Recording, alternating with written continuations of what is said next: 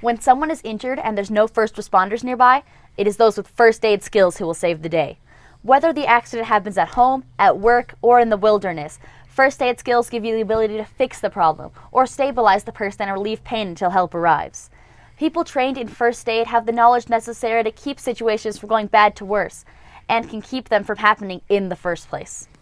I'm Ainsley Martin, and on this episode of Scattering Skills of Survival, I'll tell you many of the first aid skills you need to save lives.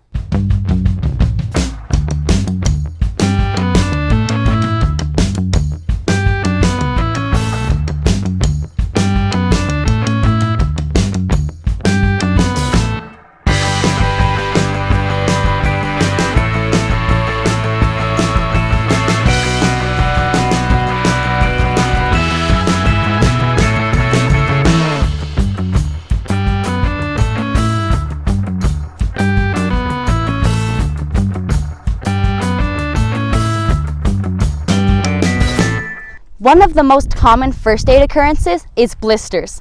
These are a result of rubbing or friction, such as your foot against a shoe. Most of us will get blisters every now and then, and everyone has a favorite way of dealing with them. The most important constant between all these at-home remedies is keeping the blister intact to reduce the risk of infection. As an avid backpacker and Philmont veteran, I recommend covering the area with an adhesive bandage or a donut shape of moleskin that holds the blister in the middle. Luca tape is also a great option and stays on for a long time. Now, if the blister is large and painful or likely to pop on its own, there are ways to drain it to reduce the risk of infection. Wash the area and your hands with soap and water, and then wash the area and the needle with rubbing alcohol. Poke a hole in the side of the blister that's big enough to drain out the liquid, but small enough that the layer of skin doesn't come off. Lastly, apply antibiotic cream, bandage, and watch for infection. The inside of your shoe can be a very dirty place, so try to keep it clean.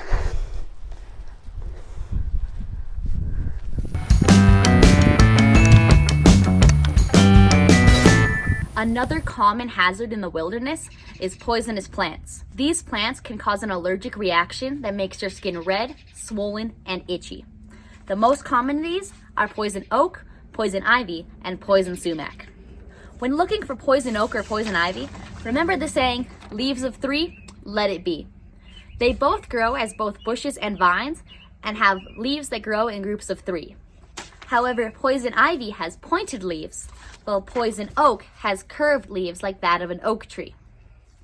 Poison ivy can be found in our New Mexico lakes and streams, so be vigilant.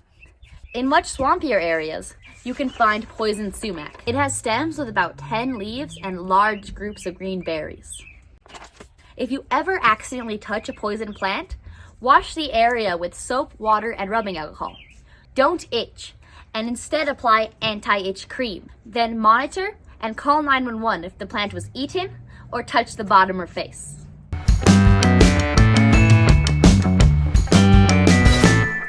A common fear for people in the wilderness is animal bites. Fortunately, the large majority of these can be prevented. Don't tease animals and stay away from wild animals. If bitten, stay calm and walk away slowly. Like all other cuts, the first step is to wash with soap and water. Then, you're going to want to apply pressure with a washcloth. It is preferred that the cloth is red. That way, the kids can't see the bleeding. Then, bandage the area. You'll have to call 911 if the cut was very deep or the skin was badly torn. Also call for medical help if the animal was wild. That way they can check for rabies. You may also have to apply antibiotics and get a booster if you haven't had a recent tetanus shot. One specific animal you have to look out for is snakes. To avoid getting bitten, make sure to stay away from tall grass and places you can't see into. And remember, always remember, snakes can still bite after death. The first step is to move the person away from the snake. In every first aid situation, you need to make sure that this is safe for you. We do not want to have two victims to take care of. If it's safe for you to do so, use a phone to take a picture of the snake from a safe distance to help medical professionals identify it. If there's any chance at all that the snake was venomous, call 911. To treat, have the person lay down with their wound below their heart. and remove any jewelry or shoes in case the area swells. Then, wash with soap and water and apply a clean, sterile bandage. Keep the person calm and relaxing to slow the spread of the venom. Just as important as knowing what to do is to know what not to do. Don't cut at the injury, apply a tourniquet or ice, try to suck out the venom, give him caffeine or alcohol, or try to capture the snake. Those can all be very dangerous.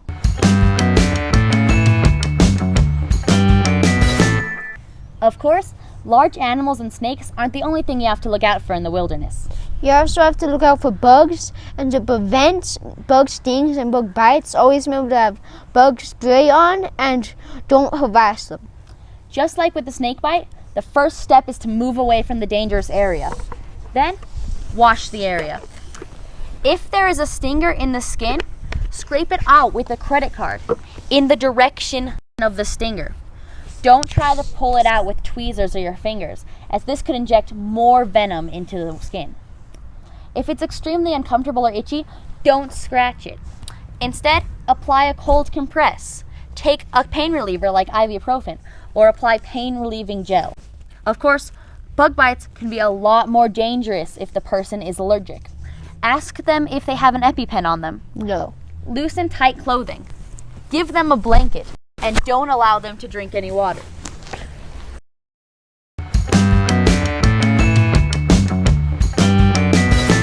Another serious injury that can occur in the backcountry is broken bones. If you end up in a situation where someone has a broken bone, call 911 and answer their questions clearly and concisely. If there's someone else who can do this step for you, you can move on to the next one, keeping them comfortable and treating for shock.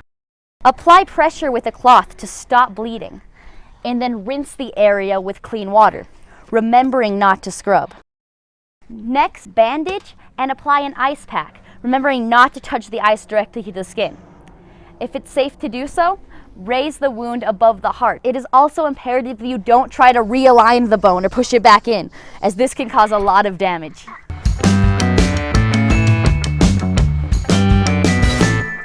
If professional help is a long way away, you can apply a splint to stabilize the area to prevent further damage and make it more comfortable. This is not time sensitive, so take your time. There are only 3 criteria for an effective splint: that it is comfortable, that it does not affect circulation, and that it immobilizes the area.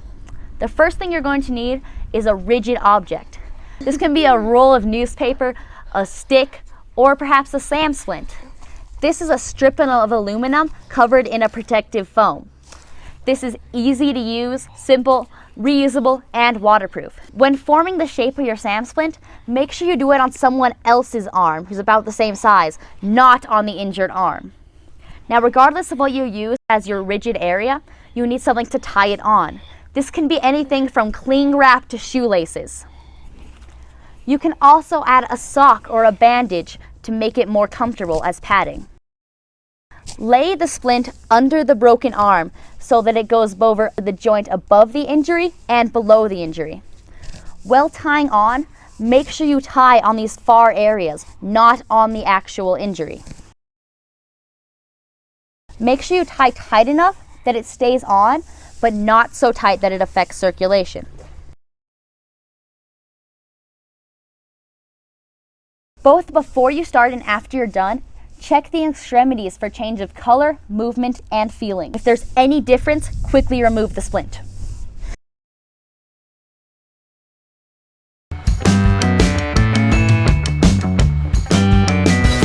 Another way to decrease movement with a less serious injury or dislocation is to make a sling.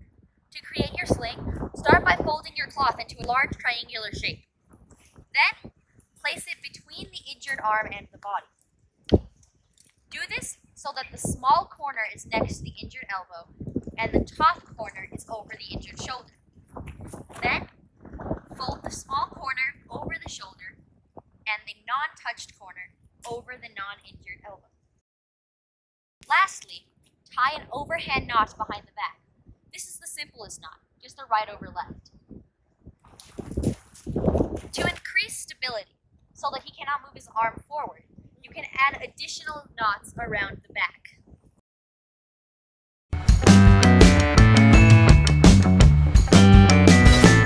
One of the most common and often overlooked health hazards is dehydration. This is where your body is losing more water than it's taking in. This is dangerous because you are 2/3 water and need it to survive. Therefore, if you are exerting yourself, it is recommended that you drink a liter of water every 1 to 2 hours. If you or a companion become dehydrated, move them to a cool, shady place to rest. Have them rehydrate with water or sports drinks in small sips. If the dehydration is accompanied by heat exhaustion, remove excess clothing, raise feet, cool the person with water or wet cloths, and keep them alert. Monitor and call 911 if necessary. The next level of seriousness is heat stroke. If the person becomes delirious, stops sweating, or has an extremely high body temperature, this is a medical emergency and call 911 immediately. Hypothermia is the health hazard on the other side of the spectrum. This is where your body is losing heat faster than it can create it. Signs of hypothermia include uncontrollable shivering, fatigue, and the umbles. That is grumbles or change in attitude, mumbles or slurred speech, and fumbles, that is poor coordination. To treat, start by calling 911 and then move the person to a warm, dry place. Limit their movement, replace wet clothing, and use layers of blankets and jackets to warm them. If they're alert and able to swallow, you can give them a warm, non-alcoholic, non-caffeinated drink. You can also use a warm compress on their armpits or neck, but don't use direct heat such as hot water, a heating pad, or a fireplace to warm them. Hypothermia is often accompanied by frostbite, where the skin, usually on your fingers, toe, or face, freezes. In addition to the above treatment, warm the frozen area by tucking it under your armpits or clothes, refrain from rubbing or walking on frostbitten feet, and wrap the area so that it doesn't refreeze. Do it slowly. Start by putting hands in cold water and slowly warming it up. These treatments should only be administered if you cannot get to a medical facility. If medical help is available, head there right away.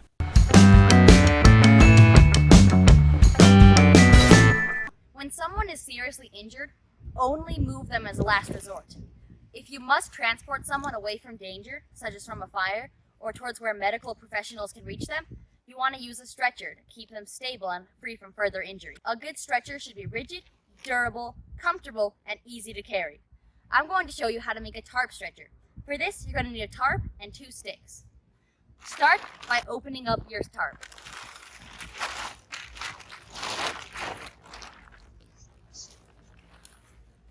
Next, lay the first stick 2/3 of the way across the tarp and fold the tarp over. Lay your second stick on top of this fold. Lastly, fold the rest of the tarp over the stretcher. Don't worry about securing this, as it will be held down by the weight of the injured person. Now your tarp stretcher is ready.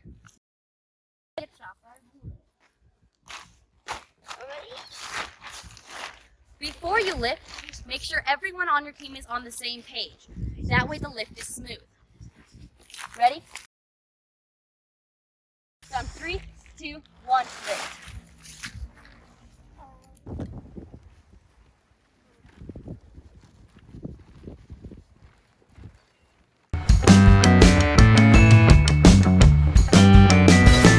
I hope you enjoyed learning some very important first aid skills. You now know relevant techniques such as the treatment of heat and cold reactions, how to make a splint, sling, and structure, and first aid for encounters with dangerous plants and animals.